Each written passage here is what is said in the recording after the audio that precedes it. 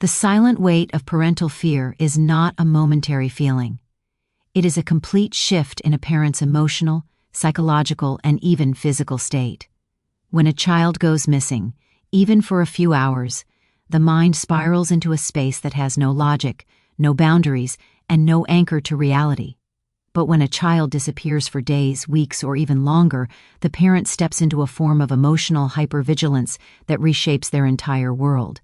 It is as though every system inside the body, the heartbeat, the breath, the thoughts, reorganizes itself around one single question: where is my child? This fear doesn't speak in words.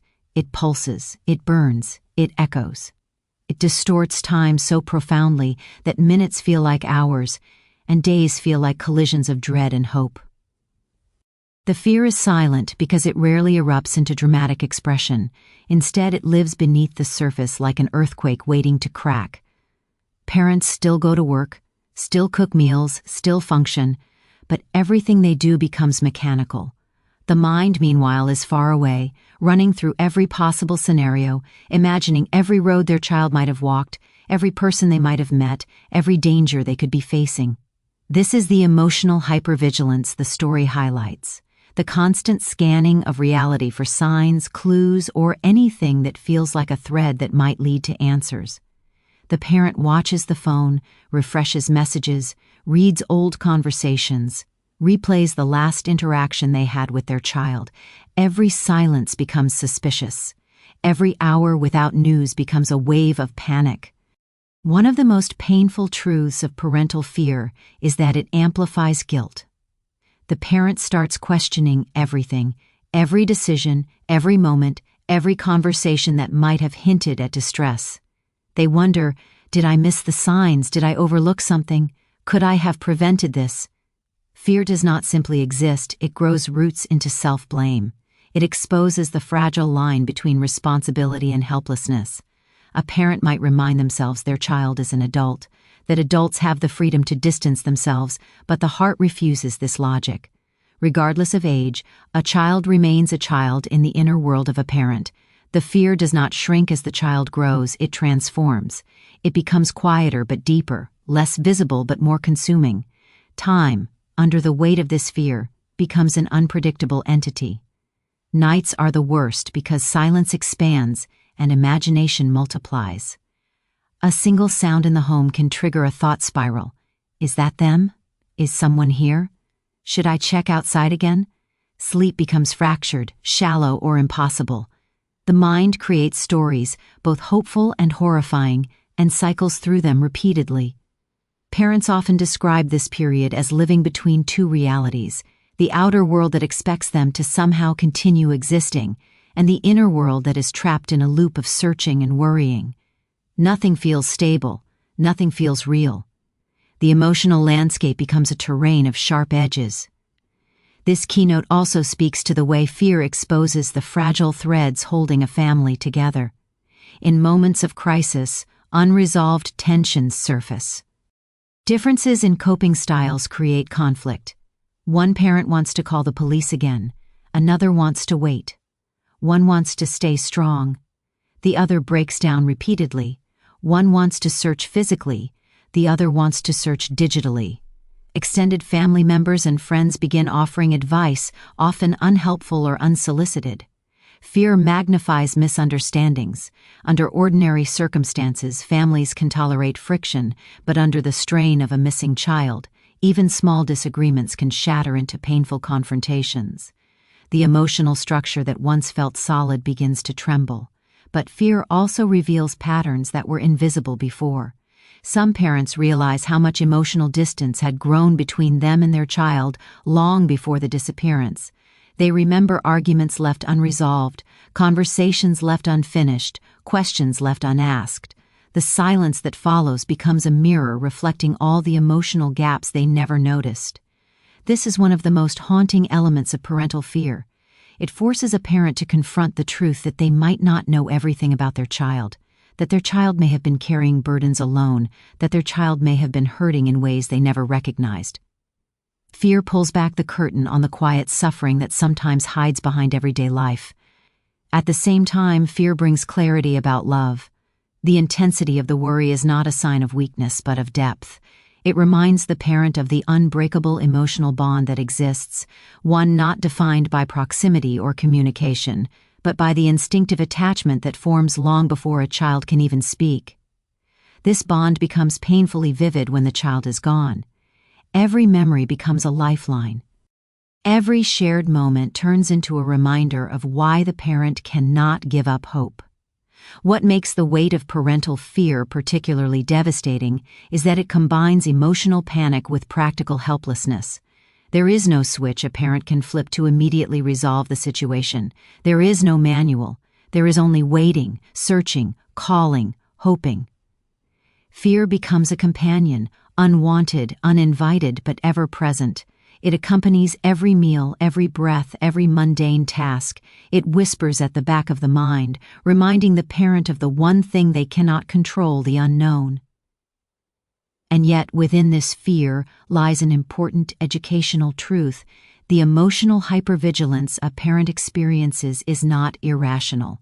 It is a survival response rooted in human attachment. Humans are wired to protect those they love. And when that protection feels threatened, the brain activates its most primal systems. The heart races, the senses sharpen, the mind becomes obsessive. These reactions are not signs of weakness, but of profound care. The story reveals this beautifully by showing how fear itself becomes a compass, guiding the parent toward action, reflection, and a deeper understanding of what connection truly means. Ultimately, the silent weight of parental fear does not only expose fragility, it also illuminates resilience. The parent discovers a determination they didn't know they possessed. They learn to move through uncertainty with courage even when every part of them wants to collapse.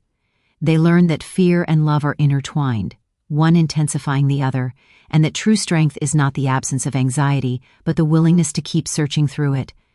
This keynote teaches us that when a child goes missing, the world doesn't simply pause, it tilts. Everything shifts, everything tightens. And in that altered reality, the parent is forced to face the deepest corners of their heart, the corners where love, fear, guilt, and hope collide. ChatGPT said, "The power of truth hidden behind closed doors is one of the most overlooked forces shaping human behavior, especially within families. When someone disappears, physically, emotionally, or both, the disappearance itself is rarely the beginning. It is the eruption point, the moment when everything that has been quietly accumulating inside a person finally spills over. The real story begins long before the vanishing. It begins in the silences, the suppressed emotions, the unresolved trauma, and the burdens carried alone. Disappearance becomes the final symptom of an internal struggle that was ignored, misunderstood, or never spoken aloud. Every family has closed doors, literal and metaphorical, behind which truths remain unspoken. Some are kept shut out of fear, others out of protection, and many out of habit. A person may grow up believing that their pain is irrelevant, their feelings are burdensome, or their needs are too much to ask for. In such an environment, silence becomes a survival strategy. They learn to hold their emotions inside, to solve their problems quietly, to carry their suffering without calling attention to it. Over time, this silence solidifies into a wall, creating distance even within close relationships. The truth hidden behind these walls has power because it shapes the way a person sees themselves and the world. Trauma absorbed silently continues to live inside the body. Unexpressed emotions don't disappear, they simply deepen, and the more someone carries internally without support or expression, the heavier their inner world becomes.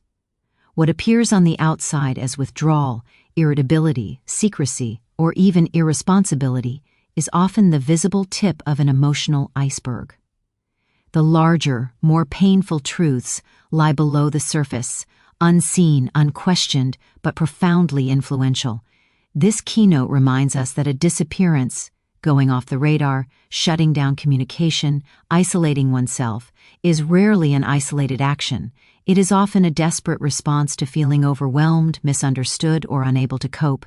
It is the point where internal pain becomes too heavy to manage while maintaining normal interactions with the world.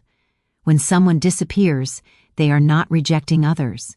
They are escaping the weight inside themselves. Families often misinterpret this. They assume distance means disrespect, or secrecy means betrayal, or silence means indifference. But more often, these behaviors are protective mechanisms. A person hides not because they want to deceive others, but because they fear their truth will hurt those they love. They fear judgment, disappointment, rejection. And so they keep everything hidden, the struggles, the mistakes, the shame, the fears, until the pressure becomes unbearable. Behind closed doors, people face battles that others cannot see. These may include financial stress, emotional breakdowns, toxic relationships, internalized shame, mental health struggles, or unresolved childhood wounds. Any one of these burdens can quietly reshape a person's behavior. Combined, they can push someone toward collapse. What makes these struggles even heavier is the isolation that accompanies them. When someone believes their emotional truth is unacceptable or dangerous to reveal, they force themselves to carry it alone. And loneliness, especially in times of personal crisis, is one of the most destructive emotional forces a person can experience. The story behind this keynote is powerful because it exposes the quiet evolution of internal suffering. Pain doesn't usually arrive with loud alarms. It creeps in as exhaustion, forgetfulness, irritability, confusion, or avoidance. These subtle signs are easy to dismiss, especially in families where communication is limited to surface-level exchanges. A person may be falling apart internally while appearing functional externally. The people around them may never suspect the intensity of their struggle because they see only what is shown, not what is hidden. This is why truth behind closed doors has so much influence. It fuels misunderstandings, widens emotional distance, and creates situations where loved ones have no idea what someone is truly going through. And when the truth finally emerges, often through crisis, it shocks those who assumed everything was normal. The educational lesson here is that crisis is rarely spontaneous. It is the culmination of unattended wounds. The disappearance becomes the only way the person knows how to pause life long enough to breathe, to think, or to collapse safely without the pressure of explaining themselves to others. It is a survival response, not an intentional act of abandonment. At the same time, this keynote challenges families to create environments where truth does not need to hide behind closed doors. When expressions of pain are met with dismissal, criticism, or emotional shutdown, people learn to hide their struggles. But when vulnerability is met with safety, calm listening, understanding, empathy, the emotional load becomes shared instead of suppressed. The ability to speak truth openly is one of the most powerful protective factors against emotional collapse. Truth has transformative power when it is brought out of hiding. It helps loved ones understand not just the final crisis, but the long journey that led someone there. It dissolves blame by illuminating context. It replaces confusion with clarity. And most importantly, it allows healing to begin from a place of understanding rather than accusation.